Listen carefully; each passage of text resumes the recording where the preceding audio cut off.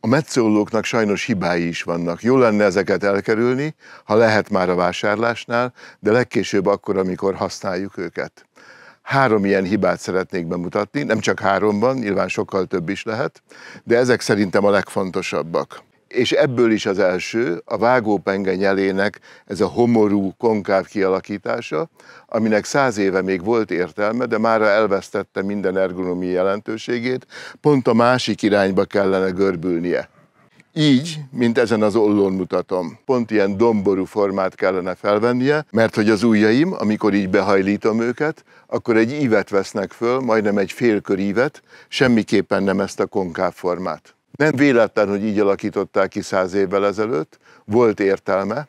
Akkoriban az emberek nagyon ritkán használtak még ilyen kétkezes ollókat a vastagabb ágakhoz, és erőskezű kertészek ilyen karcsú ollókkal, mint ez a fekete nyelű itt a kezemben, kétszer ráfogva, közben a kéztartásukat változtatva egészen vastag ágakat is átvágtak. Megpróbálom bemutatni, de nem biztos, hogy sikerül. Én is elszoktam már ettől a mozdulattól. A másik hibája ennek a karcsú kialakításnak, hogy egy átlagos férfi kéz is összeér rajta, és felütköznek az ujjbegyeim és a körmeim. Nem állítom, hogy minden vágásnál, de hogyha minden 100-nál itt felütközik naponta a kezem mondjuk 10 alkalommal, az már elég, hogy ilyet ne válasszak.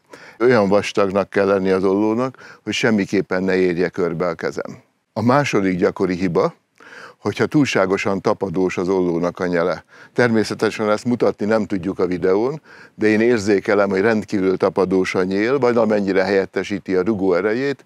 Óriási hiba a tapadós nyél, hiszen egész nap itt mozog az ollónak a nyele az ujjaimon, és a tapadós nyél az biztos, hogy egy óra alatt leviszi a bőrt.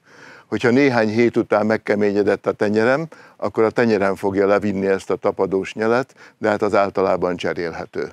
A harmadik probléma az ollókkal a zárszerkezet. Ennek az ollónak például egy bőrszíj a zárja, viszonylag nehéz levenni róla, de nem is ez a probléma, nagyon-nagyon nehéz visszatenni. Később biztos ki fog tágulni a bőrszíj, sőt el is szakad, de az egy nagyon nagy gond, hogyha nem lehet gyorsan zárni, hiszen az embernek gyakran kell váltania kisolló és nagyolló, fűrész és egyéb eszközök között.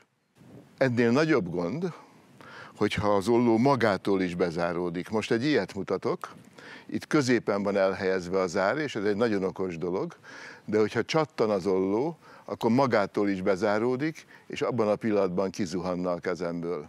És egy zuhanó ollóban nem az a legrosszabb, hogy le kell hajolni érte, vagy le kell mászni a fáról.